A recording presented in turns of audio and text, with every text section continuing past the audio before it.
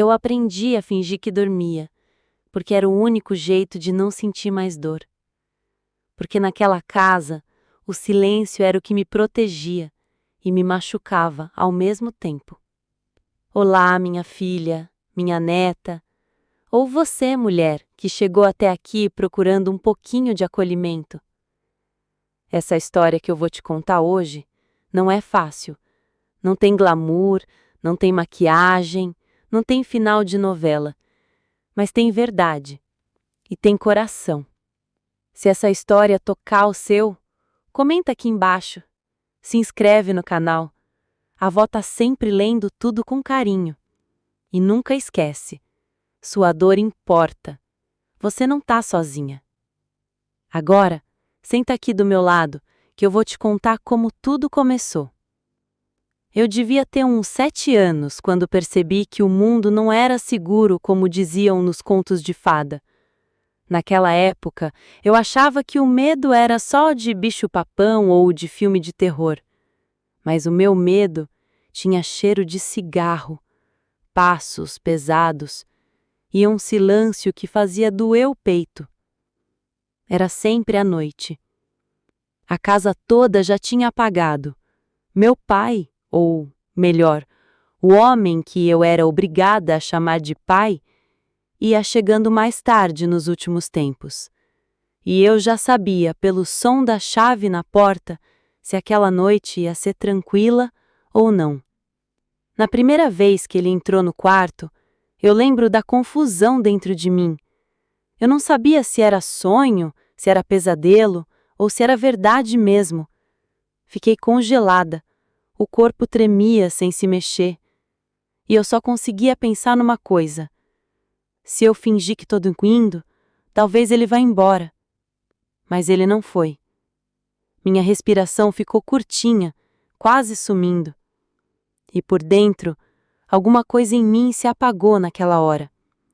Eu não entendi o que estava acontecendo, só sabia que era errado, que doía, que queimava e que eu queria desaparecer.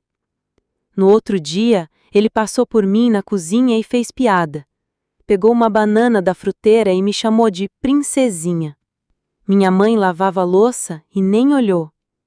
E eu aprendi que o pior grito é o que a gente segura para dentro. Desde aquele dia, fingir dormir virou minha armadura.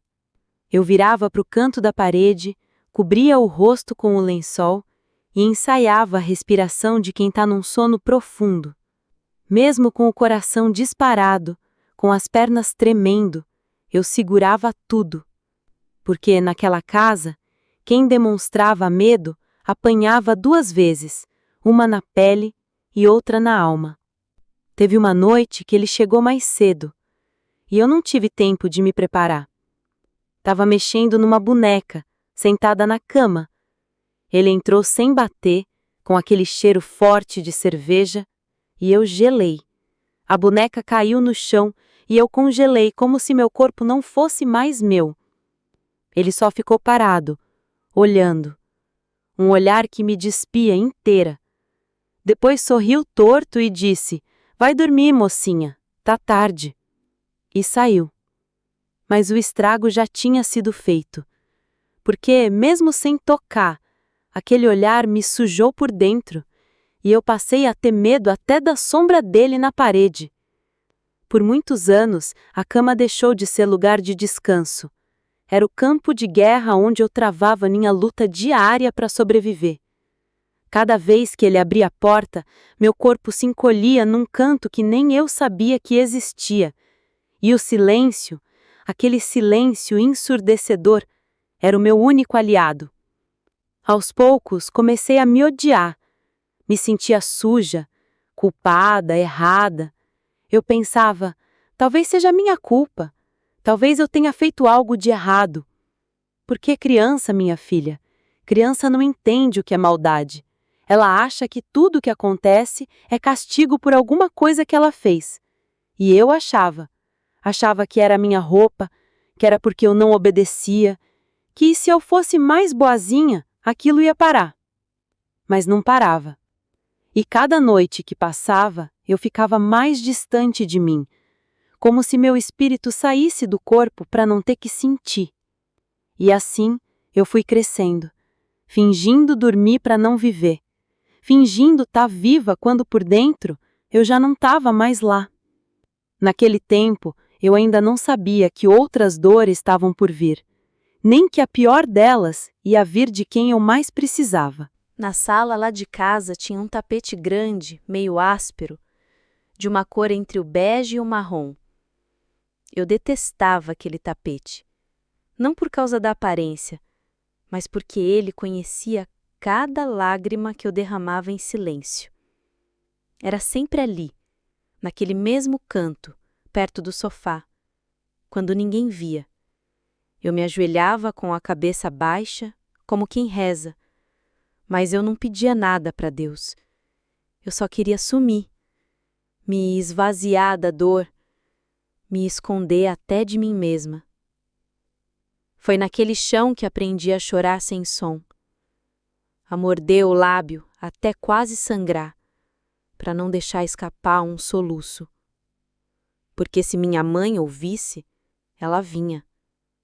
E quando ela vinha, não era para acolher, era para mandar levantar, para dizer que eu estava fazendo drama, que estava inventando coisa. De novo com essa cara? Vai arrumar alguma coisa para fazer, menina? E eu tentava. Tentava arrumar a estante, lavar louça, desenhar, qualquer coisa que me distraísse daquele vazio. Mas nada funcionava. Porque o que doía não era físico. Era uma ferida que não aparecia no espelho. Ali, naquele tapete, eu fui deixando pedaços de mim. Me sentia culpada por tudo. Se a luz queimava, eu achava que era minha culpa. Se meu irmão derrubava algo no chão, eu corria para limpar antes que minha mãe visse. Porque qualquer pequena desordem era um motivo para ela me olhar com desprezo. Ela nunca perguntou o que estava acontecendo, nunca notou os olhares que eu desviava, nem o silêncio pesado que eu carregava. Talvez ela notasse, sim, mas preferia não saber, porque saber significaria agir. E agir talvez destruísse tudo o que ela fingia que era uma família.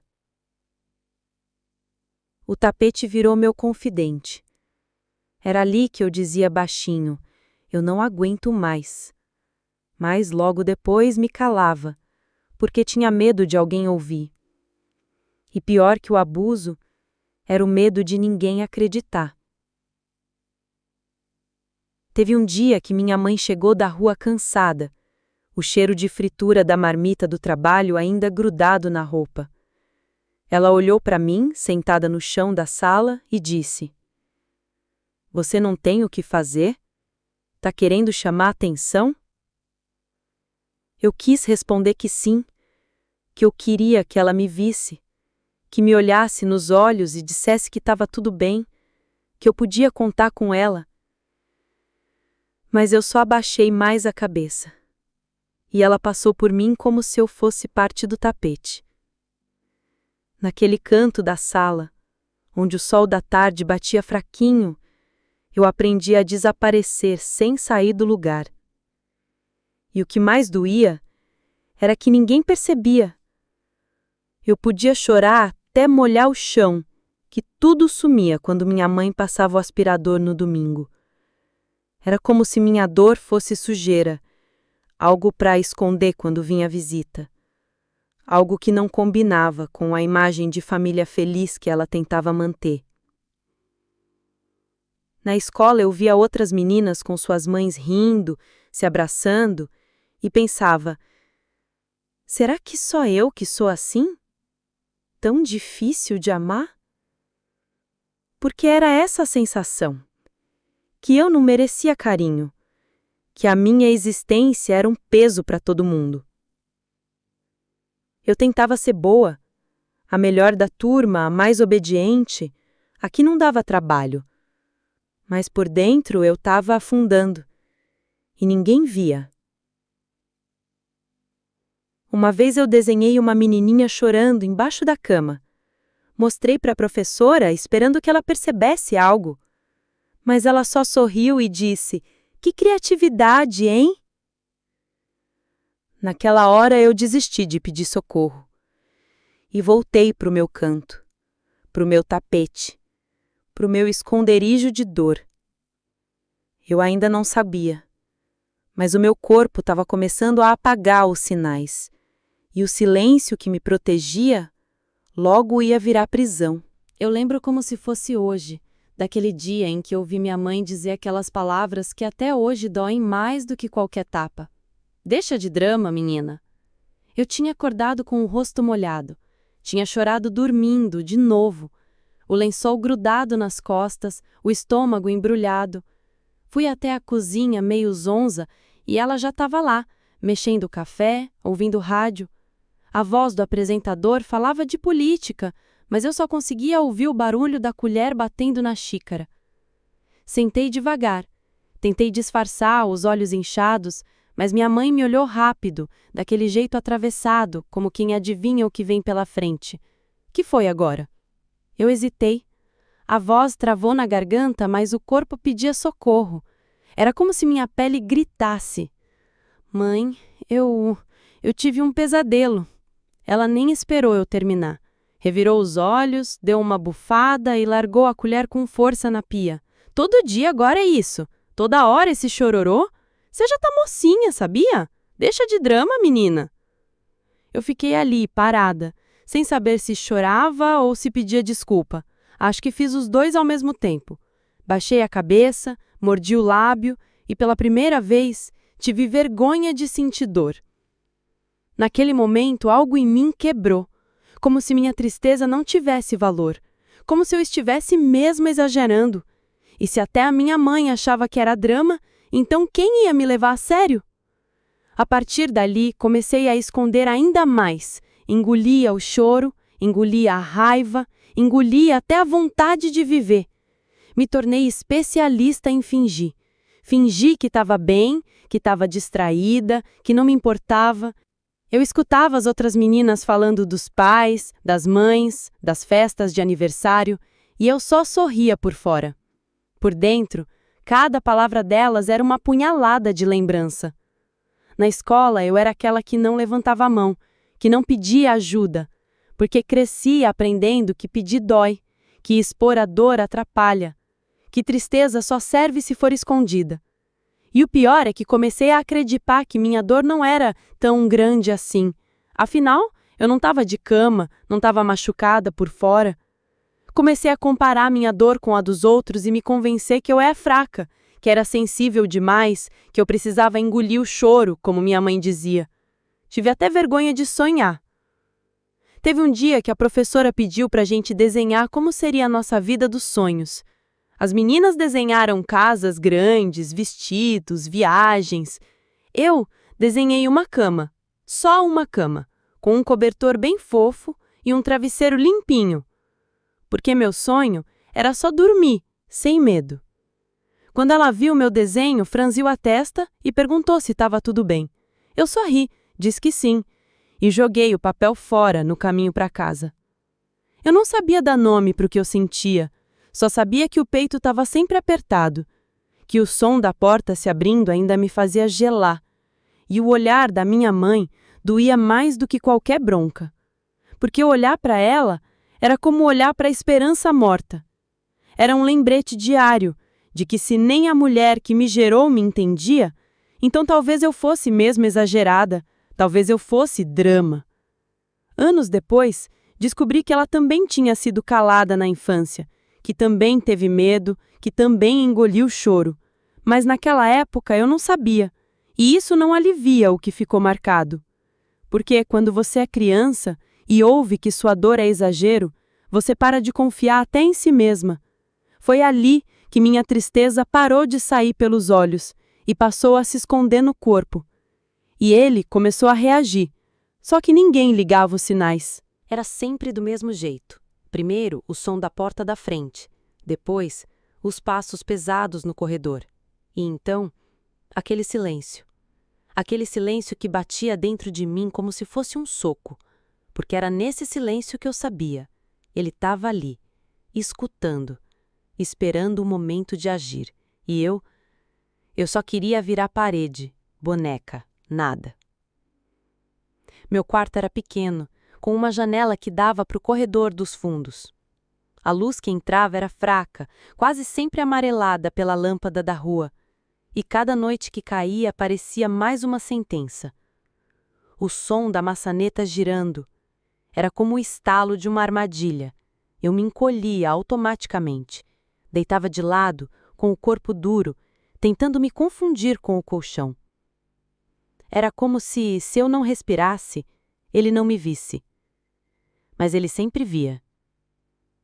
Não eram só os toques, era o jeito que ele entrava, com a certeza de que podia, de que ninguém ia impedir, de que ninguém estava vendo. Porque ninguém via. Minha mãe dormia no outro quarto. Às vezes eu pensava em gritar, em correr, mas o medo me prendia. E o som da porta abrindo já tirava qualquer força que eu achava que tinha. Lembro de uma noite em especial. Eu devia ter uns 9 anos. O dia tinha sido quente e eu dormia só com uma camiseta velha. A maçaneta virou devagar, com aquele barulho abafado. Meu coração já batia no ouvido. Ele entrou. Eu ouvi o ranger do chão, senti o peso da presença dele e, mais uma vez, fingi. Fingi que dormia, que nem estava ali, que já tinha morrido. E nesse fingimento, eu quase acreditei, porque era mais fácil imaginar que eu era outra pessoa, que aquela não era minha vida, que era só um pesadelo que ia passar. Mas não passava. No dia seguinte, tudo seguia igual. Café na mesa, minha mãe reclamando do preço da feira, ele lendo o jornal como se fosse o chefe da casa, e eu, muda. Sempre muda. Com o tempo, o silêncio virou parte de mim. Eu não só calava a boca, eu calava o corpo, as vontades, os sonhos, calava até as lembranças, porque lembrar doía, e eu já doía demais. Comecei a ter medo da noite. Quando o sol começava a baixar, meu estômago embrulhava. Era como se meu corpo antecipasse o que vinha. E não adiantava trancar a porta, porque ele tinha a chave. E mesmo quando não tinha, ele sabia que o medo era mais forte que qualquer tranca. Teve uma vez que ele não entrou, só ficou ali, do lado de fora, batendo na porta devagar, como quem chama um cachorro.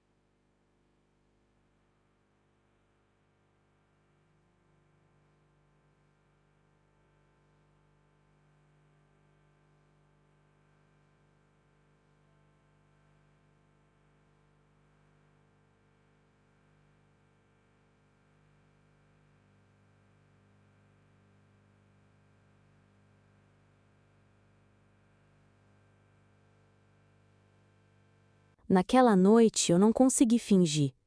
O medo já estava maior que qualquer estratégia. O corpo inteiro pulsava de pavor. E quando ouvi o som da porta da frente, eu soube. Ele ia vir. O cheiro dele já parecia morar dentro da casa, mistura de álcool, cigarro e alguma coisa podre que grudava na alma. Eu estava deitada, suando frio, quando os passos começaram. A porta do meu quarto estava fechada, mas aquilo nunca foi obstáculo. E então, eu fiz o impensável. Me levantei, sem fazer barulho, com o coração batendo tão forte que parecia que ia sair pela boca. Peguei meu travesseiro, uma cobertinha fina e abri a janela que dava para o quintal. Era uma janela velha, daquelas que você empurra com força e torce para não ranger. Ela abriu e eu pulei. Caí de joelhos na terra batida, sem fazer barulho. O chão estava frio, a noite úmida, o cheiro de grama molhada subiu pelo meu nariz, mas eu nem senti, só corria, com os olhos procurando um lugar onde ele não pudesse me encontrar. Me escondi atrás do tanque, perto de uns vasos de planta que minha mãe quase nunca regava. O coração não parava, e eu fiquei ali, imóvel. Passaram-se minutos, talvez horas, não sei. O tempo naquela noite parou. Eu me encolhi no chão, abracei o travesseiro e me cobri como pude. E ali, deitada no frio, com o céu estrelado como único teto, eu adormeci. Acordei com o barulho dos passarinhos, o dia clareando, a luz meio cinza da manhã e um calafrio na espinha. Eu ainda estava viva, e ele não me achou. Levantei devagar, as costas doíam, as pernas formigavam, mas por dentro eu estava inteira. Pela primeira vez, eu consegui escapar. Foi a primeira vitória em anos. Entrei pela janela sem ninguém perceber. Arrumei a cama do jeito que estava antes, e quando minha mãe me chamou para tomar café, eu fui. Como se nada tivesse acontecido.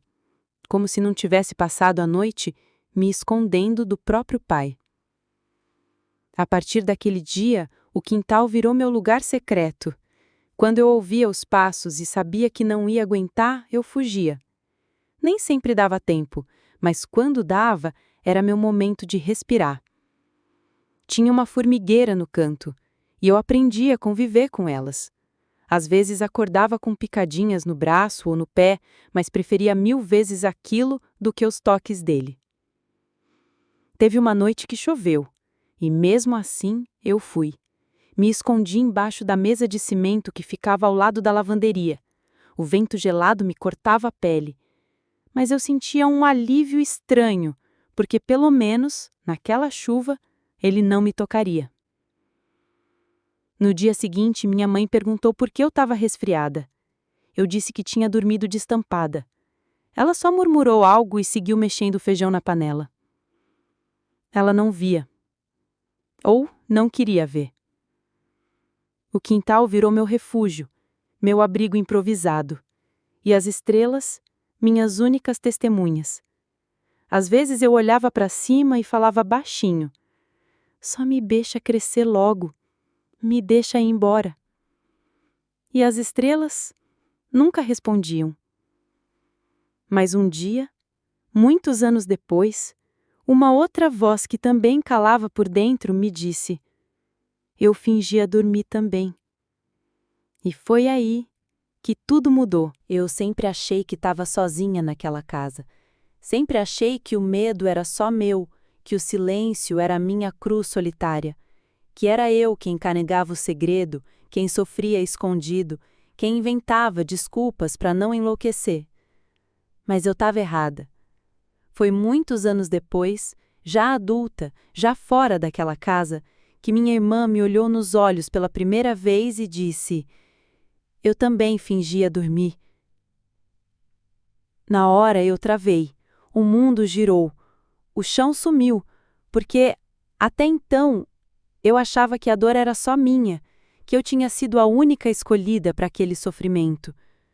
Mas ela também. Ela me contou que ouvia meus choros abafados, que às vezes via pela fresta da porta o vulto dele entrando no meu quarto, e que, quando isso acontecia, ela se virava para o lado, apertava os olhos e fingia que dormia. Eu tinha medo de ser a próxima, ela disse. Mas mais do que isso, eu tinha medo de não poder fazer nada. Foi como levar uma pedrada no peito. Perceber que 2 crianças cresceram juntas na mesma casa e, ao mesmo tempo, tão sozinhas. 2 meninas tentando sobreviver ao mesmo inferno, cada uma no seu canto, cada uma achando que era a única prisioneira. A dor era coletiva e o silêncio era cúmplice. Ela disse que às vezes, quando ele não ia até meu quarto, ela passava a noite inteira acordada esperando o som da porta dele se fechar. Só então conseguia relaxar um pouco. Eu chorei. Chorei como não chorava há anos.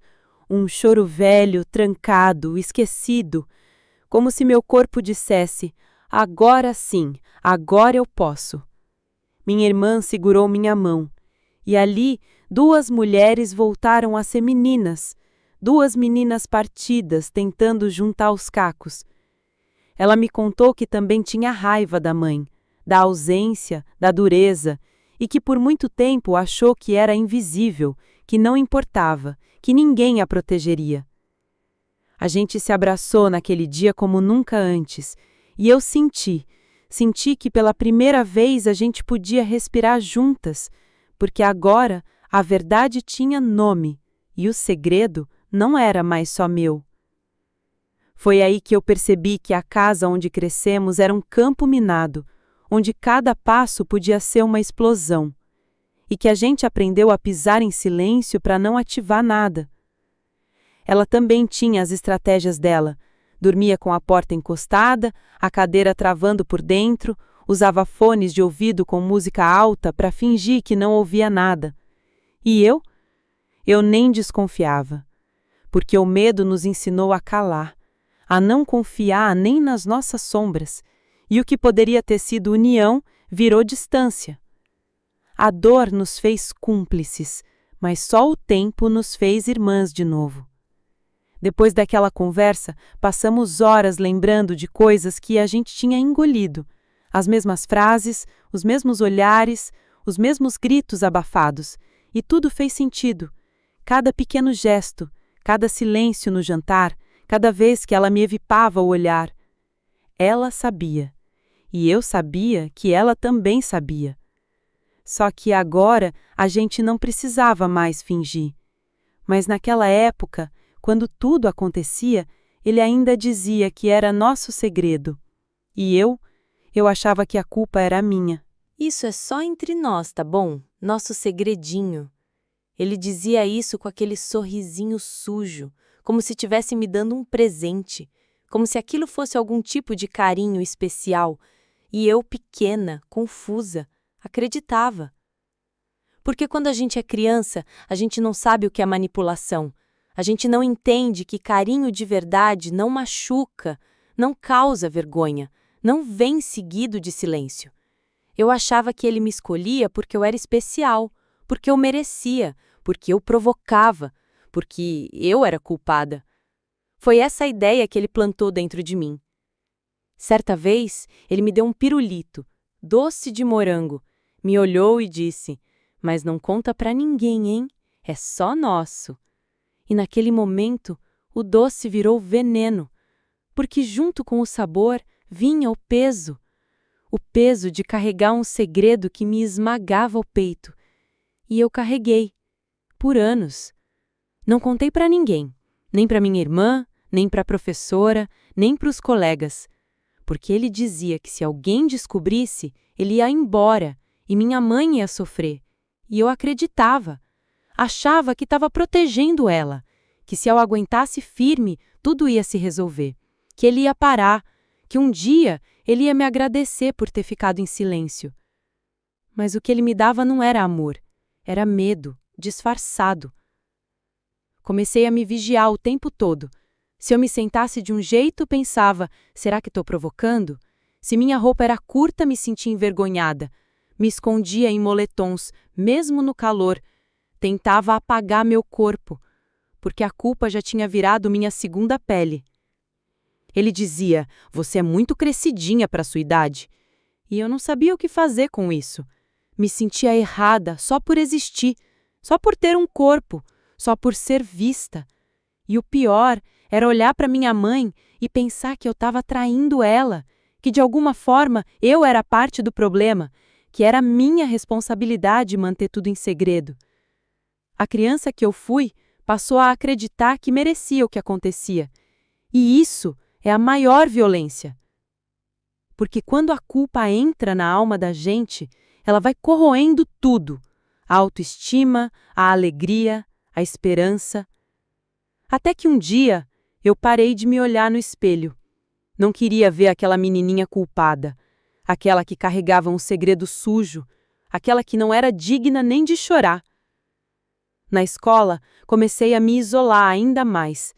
As professoras diziam que eu era quietinha, mas não era timidez, era medo de ser descoberta, medo de alguém ver o que eu escondia, medo de alguém confirmar aquilo que eu sentia, que eu era culpada.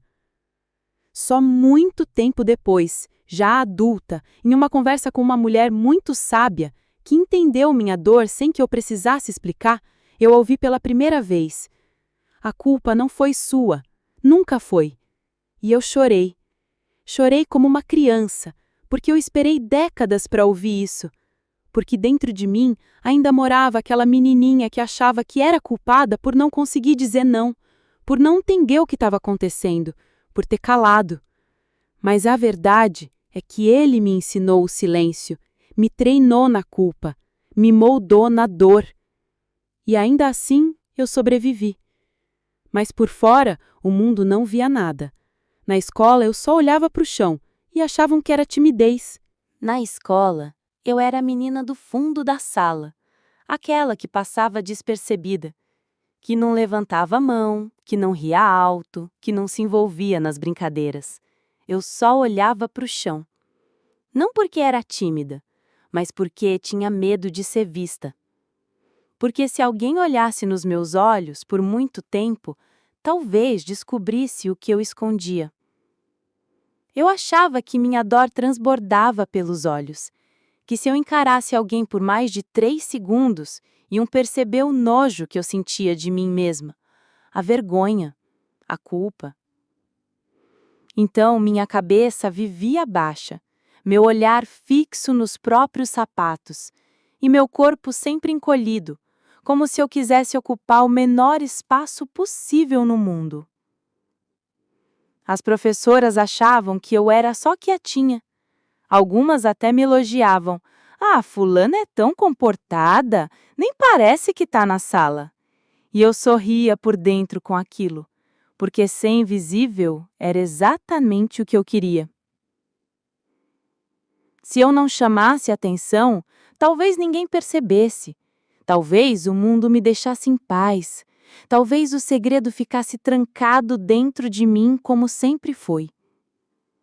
Mas tinha dias em que eu explodia por dentro, em que a tristeza era tanta, mas tanta, que eu sentia vontade de sumir, de desaparecer da face da terra.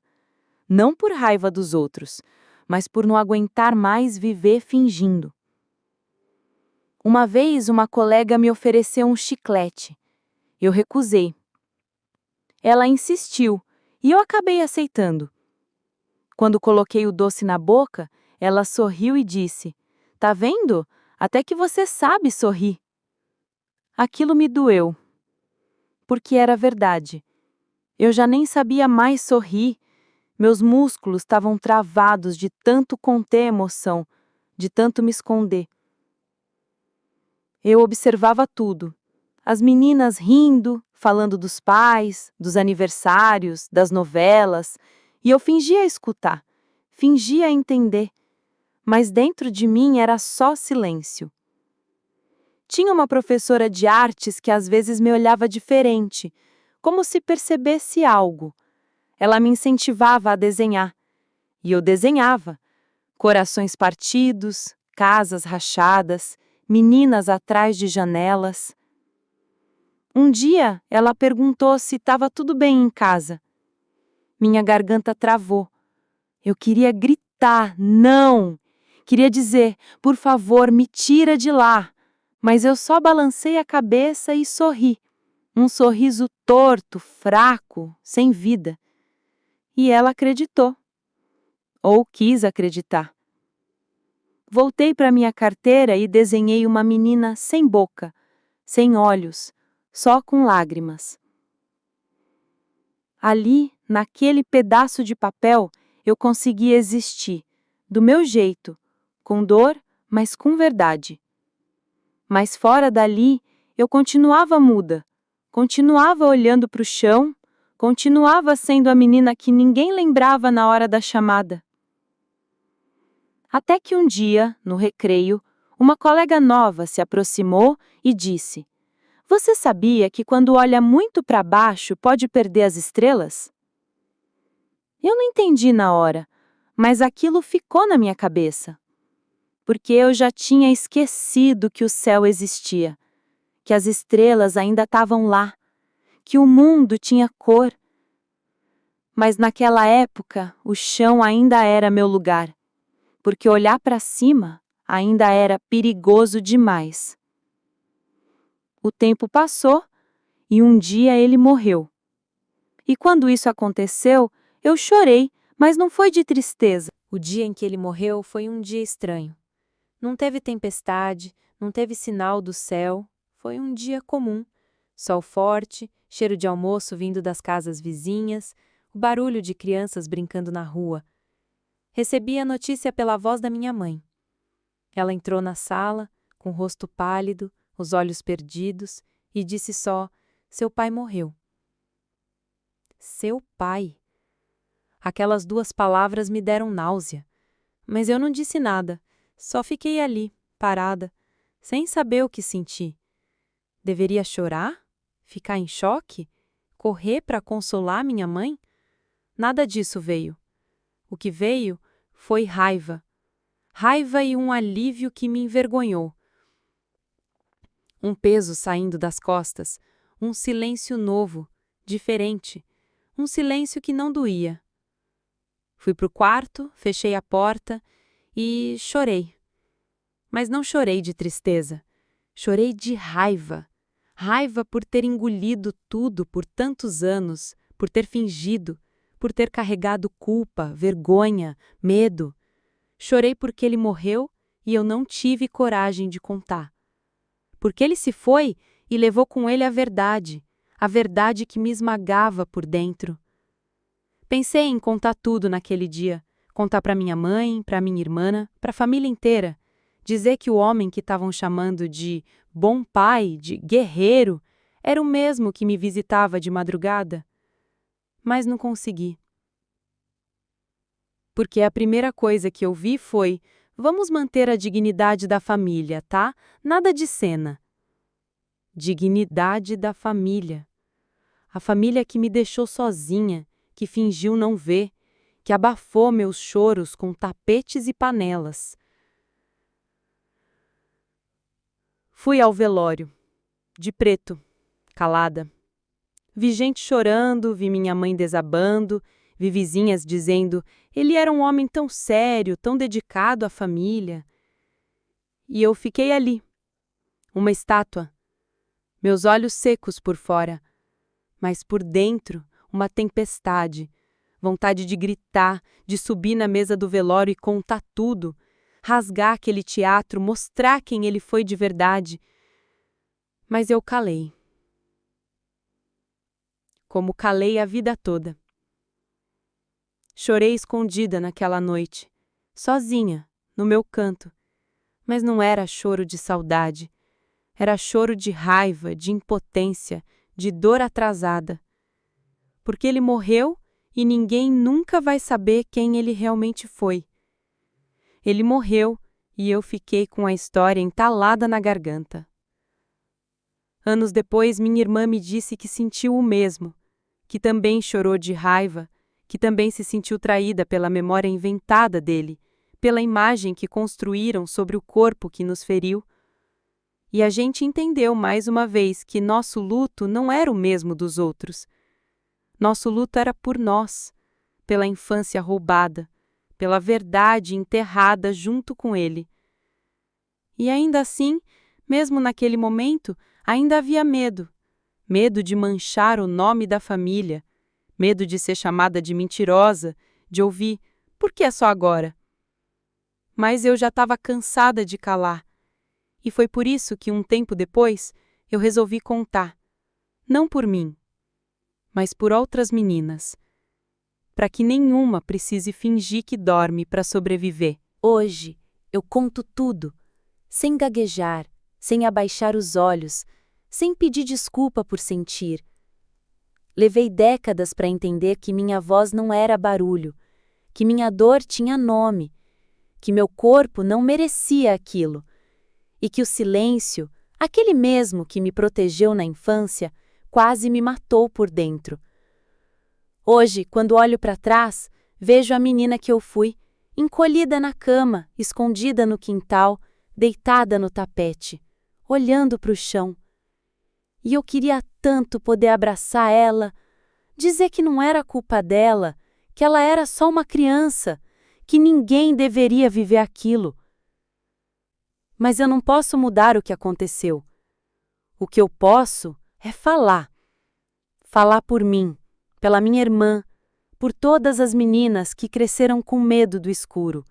Não porque tinham medo da noite, mas porque sabiam o que vinha com ela.